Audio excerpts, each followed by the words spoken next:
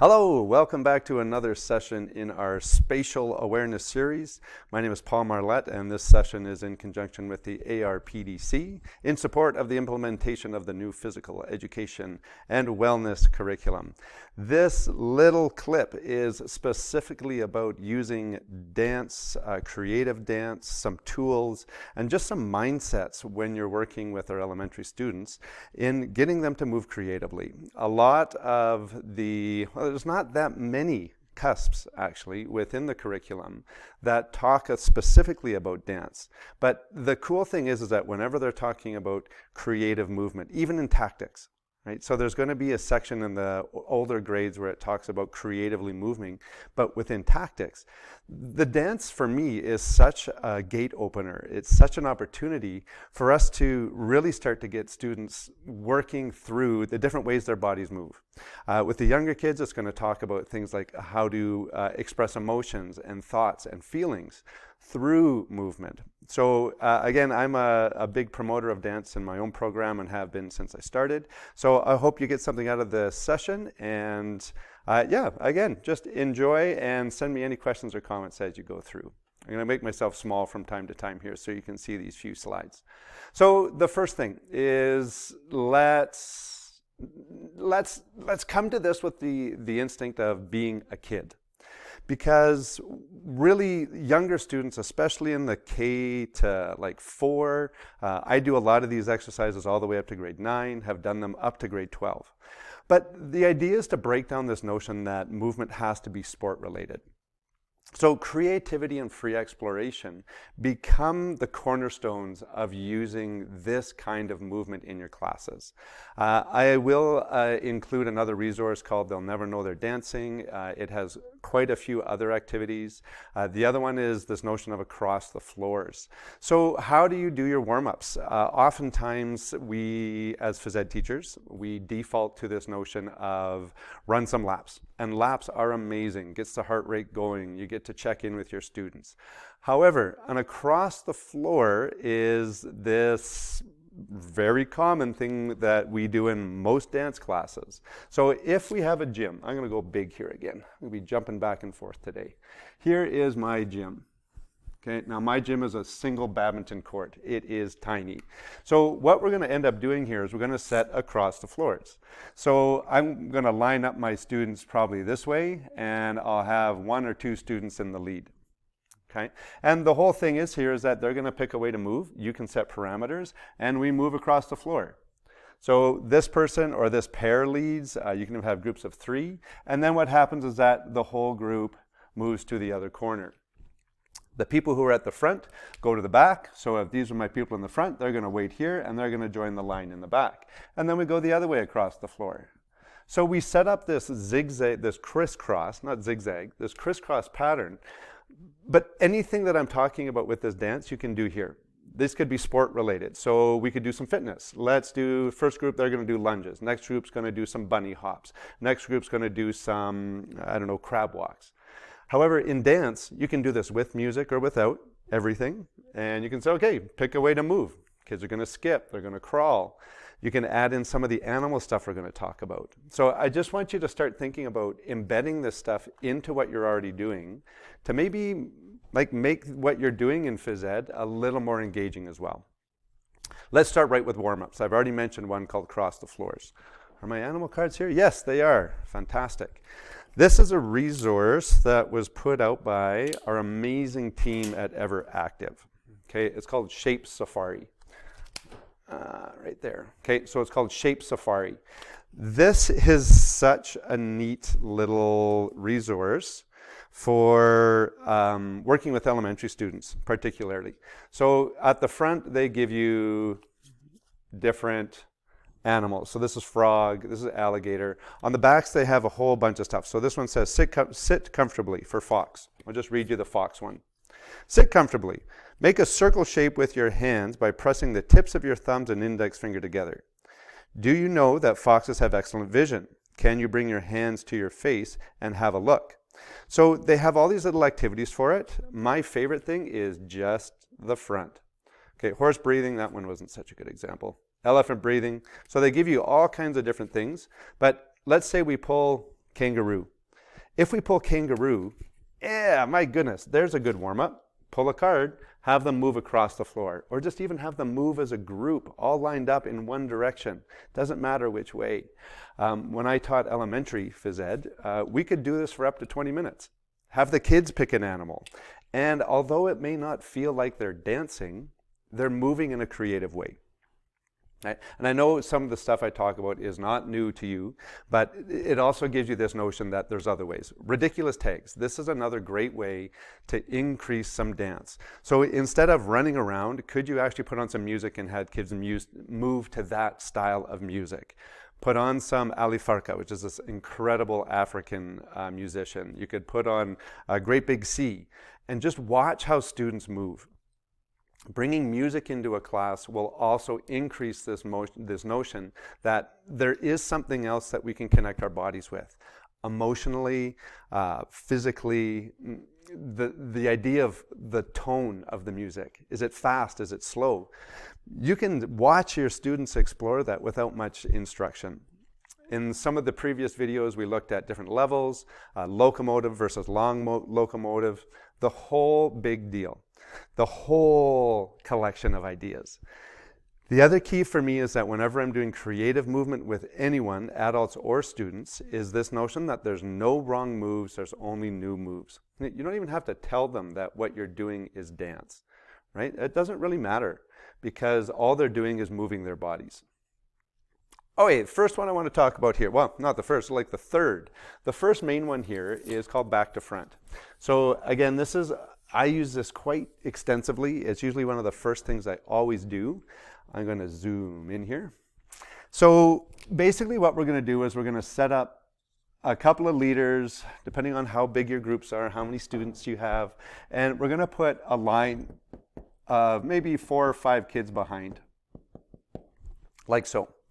Okay? And we start by introducing this notion of neutral position. Neutral is just standing, eyes forward, no emotion.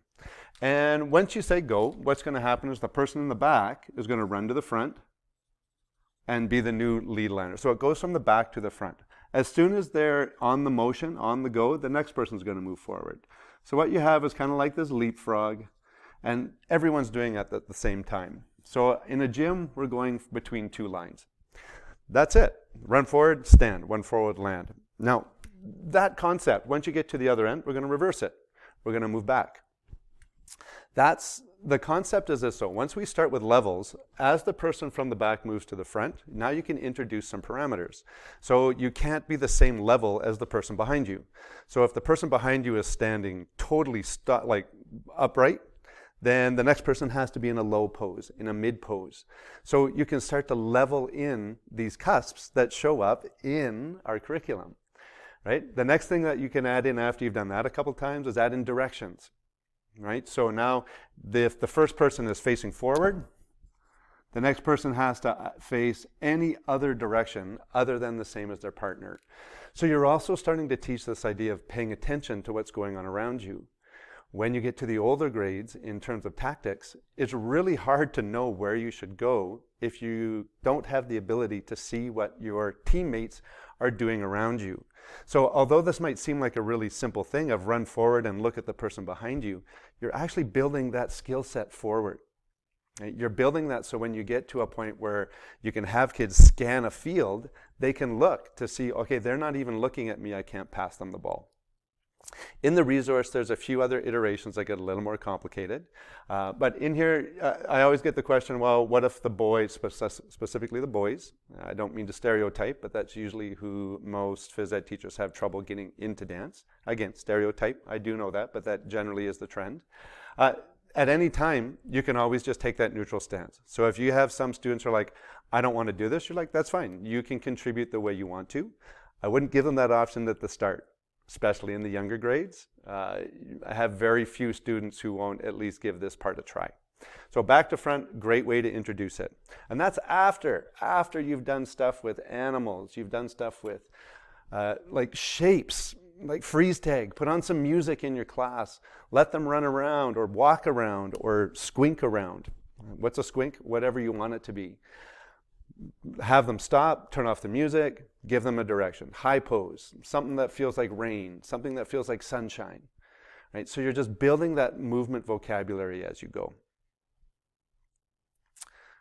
Mirrors. Again, another really beautiful way to do a warm-up, another beautiful way to spend an entire class is by using this notion of mirrors. Now, most people have done some kind of exercise where you're mirroring someone. Right? Really simple. You do slow motions, and you're just trying to match the other person's. And this gets really boring very quickly. Right, so you want them to add different things. You could add in an animal card. You could add in an emotion. Having students mirror emotions back and forth together from our recognizing and dealing with different emotions. You're building that emotional intelligence. Again, in the They'll Never Know They're Dancing, there's a full breakout of what you can actually do with mirrors. One of the things I like to do is add motion. So can they move to the left, the right? Can they move between people? Can we start them at opposite ends of the gym? And can they still maintain that mirroring, right?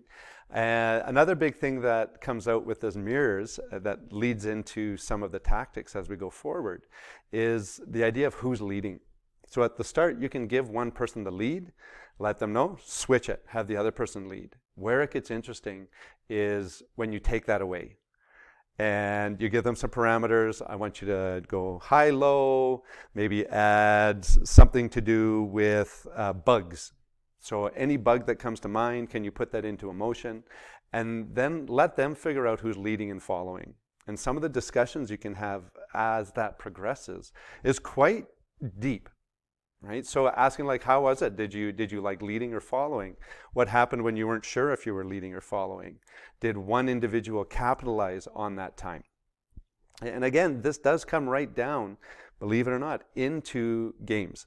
So offense and defense, especially in field games, when we're playing basketball, not badminton, basketball, we're playing rugby, we're playing anything where we have maybe man-to-man defense.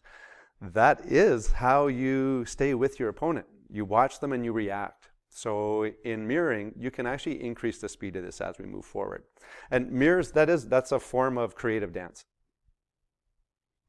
So I also want to just talk about a few other things that I am going to switch here, and I'm actually going to move backwards. Because often what starts to happen when we are in dance, oh, perfect. I'll put this behind me, you can see me a little better, is we kind of run out of ideas. So having the courage to enable students to go where they want and to break out of kind of the traditional ideas of what dance is supposed to be. So in the younger grades, K to 1, 2, K1 and 2, you're going to be doing a lot of mimicking. So if we pulled, let's say, the kangaroo card. Kangaroo card is pretty straightforward. We know kangaroos have pouches. We know that they hop, right? So you're going to get a lot of this stuff happening, right? But how does this distinguish that from a rabbit? Rabbits are actually lower to the ground. Kangaroos are big.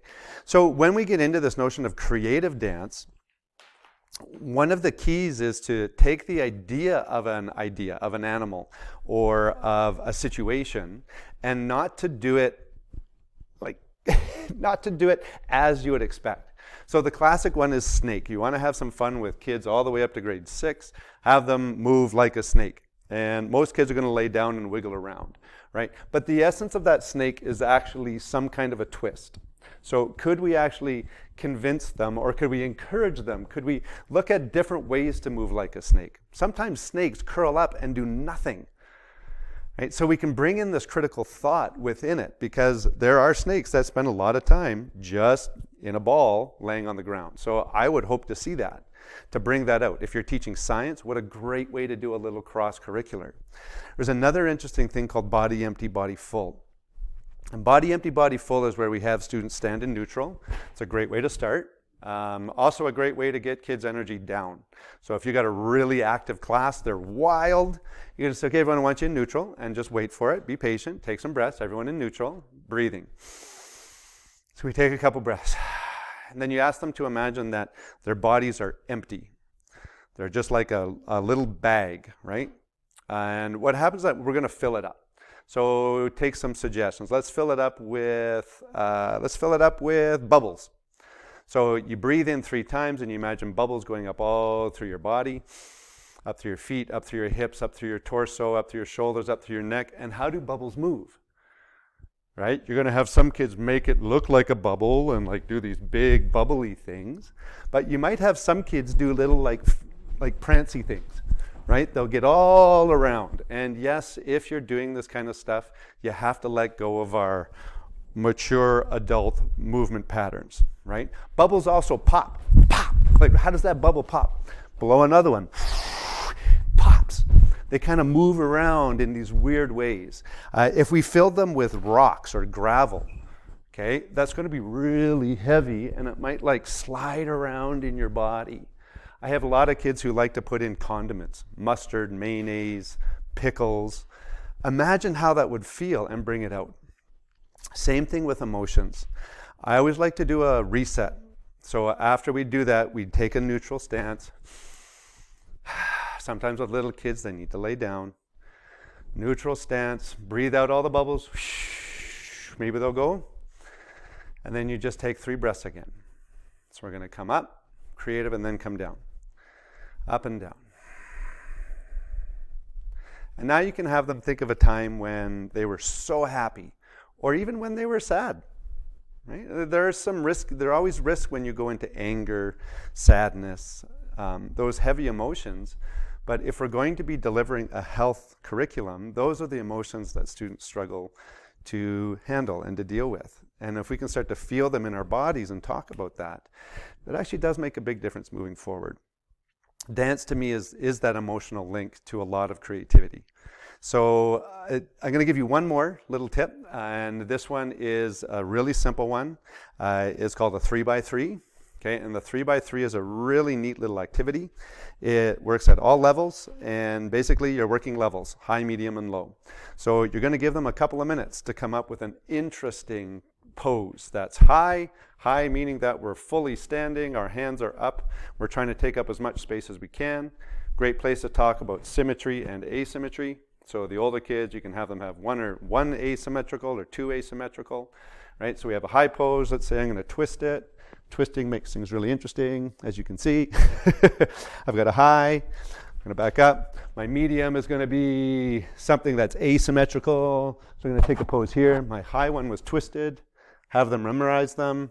My low one's same. And my low one's just going to be a little ball.